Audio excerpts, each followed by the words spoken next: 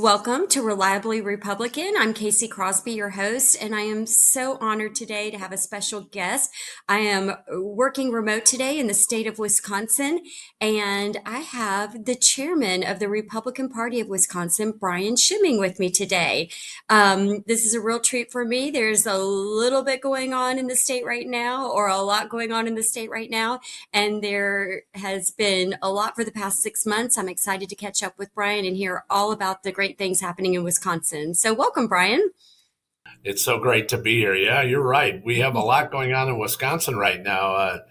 We haven't had a break since November, actually, and it really just, I mean, we off year superintendent of public instruction, but also the main event is the Supreme Court race here in Wisconsin. So we've literally been full time on this race since the night I walked off the stage declaring victory for Donald Trump in Wisconsin in November. I literally came off the stage and went, okay, I know what's next. I had already got going. Yeah. It's crazy, isn't it? And I know we're going to talk a lot about the upcoming races in less than 2 weeks now, I guess. But just tell me a little bit, because I know you have just got such a great history of your efforts in the state, just being a Republican and your involvement with the Republican Party, working for three governors, being COO under one governor of, what was it, housing, and just your experience is truly amazing. So tell everybody a little bit about yourself first. Yeah, I'm a native here of Wisconsin. People are always surprised when I speak at events around the state and around the country because I tell them I'm an actual Republican from Madison, Wisconsin. And so apparently Berkeley wasn't Shocker. available. Yeah, right. Exactly. Apparently, Portland it was full, and so my parents both worked at the University of Wisconsin. But I grew up right on the tail end of the anti-war riots. In spite of my youthful good looks, I'm over 60, and when the anti-war riots were kind of in their final year or two at the University of Wisconsin campus, they blew up Sterling Hall, a research building there, and it shook our whole house. We were so close. And the only reason I mention that is people ask me, how did you end up a Republican from Madison, Wisconsin? But I really, I saw the riots, smelled the tear gas. My parents both worked on campus. We lived, I mean, Madison's a liberal town anyway. And so I kind of started off on that foot and have been busy. I went to school at UW-Whitewater, was student body president there, but I got involved in Republican politics early. Worked in the legislature for many years. Ended up political director at the party. What now seems like a million years ago. Well, it was a million years ago, and ran a couple of special elections that were successful. Ended up caucus director in the Wisconsin State Assembly, and we led them to the first majority they had had there since the 1960s. And so we took the majority. We only had one member who had ever been in the majority. So you're literally all right. So you're kind of creating everything. And I said when I went over to the caucus because people didn't believe we could do it, and I said, look, I was being a little flippant that day, but I said, look, I'm not going over there to put lipstick on the pig. I'm going over there to win. And that's been my attitude. It's kind of the same attitude that I took here. We've had such a great history at the Wisconsin Republican Party, lots of wins, but we had changes to make too, and so that's what I focused on. As I took over as chair, I kind of came in and said, look, we're going to improve the things that we're doing, well already. We want to improve things. We'll do some new things like early vote, and the things that we're doing and aren't worth it are going out to the curb. And that's been my attitude as chair. My first 2 years, I got reelected this past December, but I really wanted to bring a winning attitude to the party. We've always had a lot of great operations at the party, and I'm happy to be part of it. It's exciting to be part of it, needless to say. You came in at a crazy time too, because I know when I first met you, when you were first elected, we were doing site selection for the 2024 convention, and so here you are, newly elected chair, having Milwaukee be the host city for the 2024 convention, also being a swing state. Competing because obviously when one of your cities is going to be the host of the convention, a lot of money has to pour in for that, in addition to the money that has to come in being a swing state. Can you talk a little bit about the challenges or the excitement maybe, or what you dealt with as being a new chairman and coming in during such a crazy time?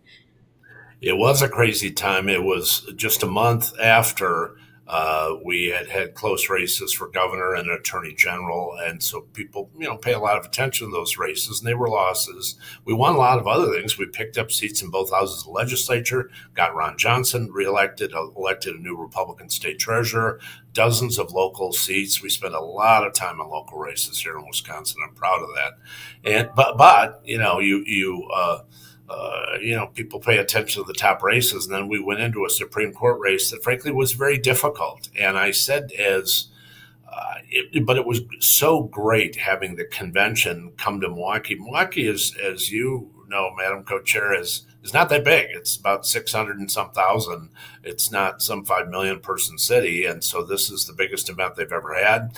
And I was proud of the fact that we were able to put on a quality convention here, thanks to you and thanks to others' leadership on the RNC and Chairman Wadley. I mean, we really, it was just, it was gratifying actually the day after the convention when people were coming up to me and not just giving me the obligatory, oh, we had fun while we were in Milwaukee, but telling me stories about things they'd done while they were in Milwaukee, restaurants they went to. I actually have a little cheat sheet now. I have a new list of things that somebody else has done that I haven't, even though I've lived here my whole life.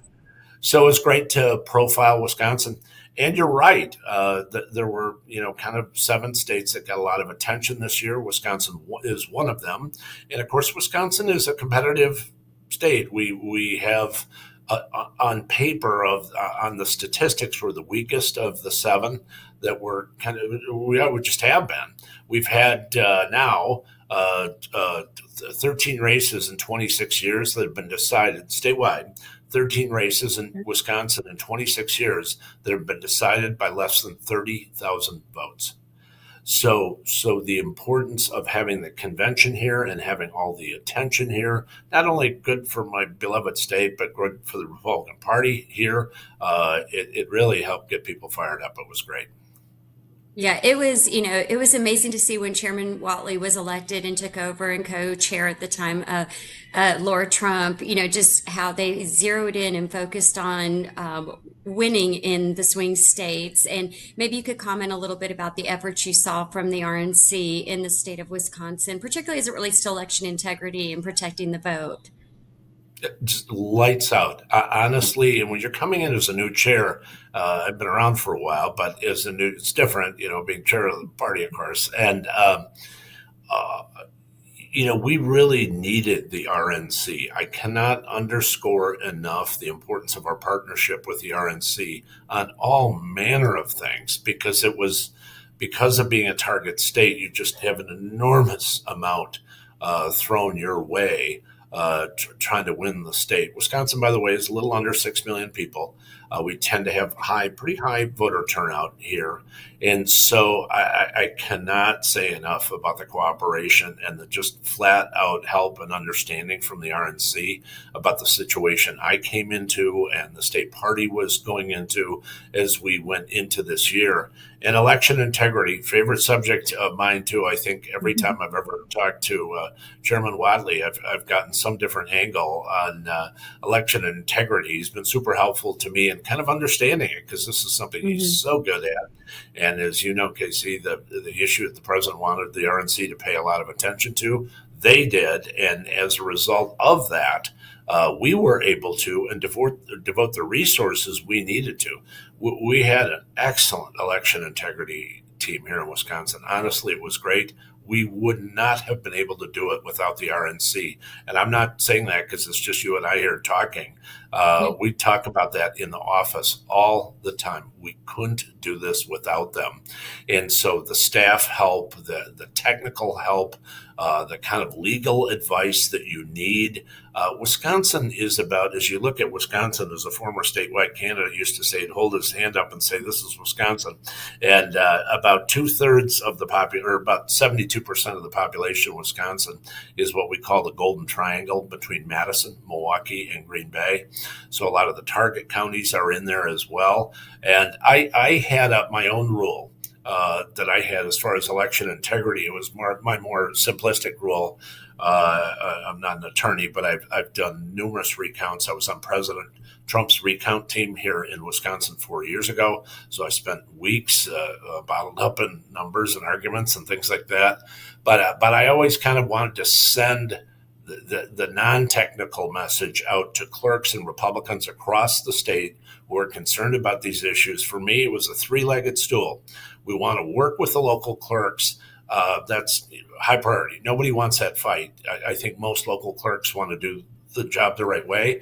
And so I want to work with local clerks where we feel as though they're off or they may not be following the law or local ordinances. We want to work with them to get there and be able to do that. But three, if we couldn't get to that point, we'll see you in the courtroom. And I said that publicly, repeatedly, that I was not going to back down on the issue of election integrity. And we tried to do it in a cooperative fashion. But we always knew we had the RNC and the EI, honestly, at our back. That really helped enable us do what we needed to do just on our end here. And we couldn't have done it without the RNC. No way. And so I'm so Well, appreciative you of guys, that because we had a lot of issues. yeah, well, and you certainly pulled through for us. It was a very exciting election night to see the state of Wisconsin go for President Trump. And, of course, I mean, how excited are we to have him back in office? And it's just been amazing to see what he's been doing over the past couple months. And it's hard to keep up with. Sometimes I think, how does he do all this and handle all the pressure and people coming at him all the time? But we're so blessed to have him in there. And I think that, it brings me sort of to the next topic of discussion because we've sort of seen the legal system, challenging him right now on some of the great things that he's doing. You guys have a pretty important race here. And while these district court judges are a little different situation with what he's dealing with them trying to overrule him in local courts, I mean, we see these activist judge getting either elected or appointed, and it's insane. So I would want you to comment a little bit about the situation in Wisconsin with this district, or excuse me, with the Supreme Court race and just the implications it has for your state as well as on a national level. On the basics, Wisconsin has a 7-member Supreme Court. They are elected, each of them, to 10-year terms. There is never two of them up at once. They're always staggered, so there's never two in one ballot. So basics of that, typical off-year election, we have ours in April for Supreme Court. It's nonpartisan. What happened was the Republicans controlled, or the conservatives controlled the court here for about 15 years. And that was during often many of the years where we did the biggest reforms here in Wisconsin under Governor Thompson, Governor McCallum, Governor Walker, who I also worked for, all three of them. And so our biggest reforms, school choice, Act 10, which Act 10 actually means all the labor reforms and taxpayer reforms that we did under Scott Walker. A lot of those issues ended up in front of the Supreme Court. Well, 2 years ago, we were at a 4-3 conservative court. One of the appointed conservatives in Wisconsin, if there's a vacancy on the court, the governor appoints with no Senate approval. So it literally could appoint whoever he wants. He appointed somebody who's very competent, somebody who I know, but then proceeded to lose the election, this conservative. So all of a sudden that 4-3 court, conservative court, is a 4-3 liberal court. And so we've had that for 2 years. And it was, I'm going to be candid, I think it was a wake-up call for a lot of folks in our coalition that kind of the advantage that we had, the default advantage that we had for years of having a conservative court, now gone. And the group of 4 liberals on the court right now, extremely liberal. I mean, this isn't a case where it was maybe 20 years ago or 30 years ago where you had a bunch of old traditional Democrats on the court who they ruled against us, but they weren't crazy. These people are crazy. And I don't say that loosely. I'm not Yeah. just, they're It's good versus crazy. evil. It's good versus evil. Well, That's sort of how I look at it with a lot of these issues. And I have read up on the liberal female running, and she's dangerous in my opinion. But go ahead. she is. She's from my hometown. The candidates in the race are conservative Brad Schimel, who's a former attorney general, and is now a circuit court judge down in Waukesha County, just to the west of Milwaukee, versus the liberal, hardcore, ultra liberal Susan Crawford, who is a judge where I live in Dane County. So that's kind of the what we have going on right now between those two. There was no primary, and so we have it between those two. I cannot possibly emphasize enough why this is important. So why is that?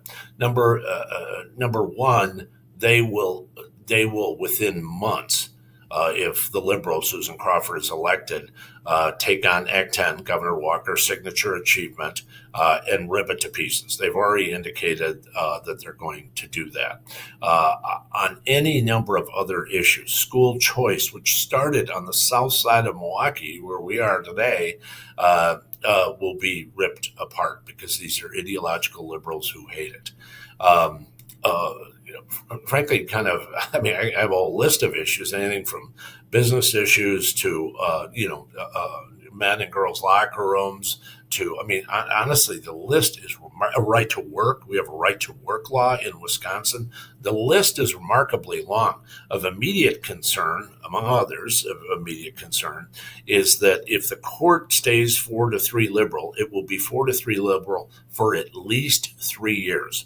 The first chance the conservatives in Wisconsin will have to take this court back if we lose this year is not until 2028. Well, by that time, everything's going to be ripped up. So that's why there's so much important here. But the big issue, and it was kind of something that the liberals and the Democrats, it was the thing they finally said out loud, was that we have a 6-2. We have 8 congressional seats in Wisconsin, 6 Republican, 2 Democrats. This court and this candidate, Susan Crawford, who's criticized this congressional map before, she appeared on a podcast of a left-wing group that part of the podcast, the topic of it was how there was an opportunity to take 2 Republican congressional seats in Wisconsin and flip them Democrat. She appeared on that call. So we know where her head's at on that issue. So they will rewrite our current congressional map to target Representative Derek Van Orden, Republican, who captured a Democrat seat 2 years ago, got reelected in a very close race here last November. They will target him, and they will target Representative Brian Schimmel down in southeast Wisconsin. You and I could go meet at a restaurant right now and take a napkin and redraw those districts. Not being, I've done a lot of that work, but it was in nothing flat. And so literally 2 of the Republican seats in the very narrow House of Representatives majority could be taken out just by this Supreme Court election in Wisconsin alone. Yeah, so you look at just even the local issues like you talked about, the education, crime, things like that, but this really has national implications. And, our message at the RNC right now is pretty simple. We want President Trump to be a 4-year president. We can't do that when we're having congressional maps redrawn. So, I think it's critical. I think that's why you see I'm here on the ground with you, working as hard as we can to get out the vote. I know, Brian, you're all over the place. I know that you're in a hotel, I'm in a hotel, but you're committed for the last 2 weeks to finishing out and getting out the vote. So if you could just tell people, what can they do to help you all? You can only do so much. The party can only do so much. You cannot drag people to vote, but what can we do to help? What do you need? Yeah. So from the first thing that everyone always says, that's what you learn as state chairman, right? Is ask for money. So if anybody has disposable Always. change in their couch cushions, I did say when I took over as chairman, I'm willing to write thank you notes to contributors from any zip code. So wherever you are, if you have financial resources to help, you can go online to WISGOP, WISGOP, .org. And of course, the Supreme Court, the candidate, this Brad Schimel, his website is Schimel for Justice, SCHIMEL for Justice, one word, schimmelforjustice.com. But we also have opportunities on the Wish GOP site for people who are able to call in or volunteer in the state. As you know, we've got folks coming in to volunteer, including the YRs are doing a big deployment this weekend. And I'm going to be really blunt. We need bodies on the ground and on the phone. Let me put it this way. Donald Trump got 1.7 million votes this past November, and it was close. It was decided by, again, less than 30,000 votes. He got 1.7 million votes this past November. If we get 60%, 6 out of 10 of those voters, which would be a little over a million voters, we will very likely take the Supreme Court back. So that a lot of the advertising, a lot of the third-party advertising that we're seeing coming in that we're not doing, and effort and door-to-door effort is focused on Trump voters, people who voted in low propensity, Trump voters who, need to, as the chairman says, need to get dynamited off the couch. This race, to your point, has direct implications on President Trump's ability to do his job.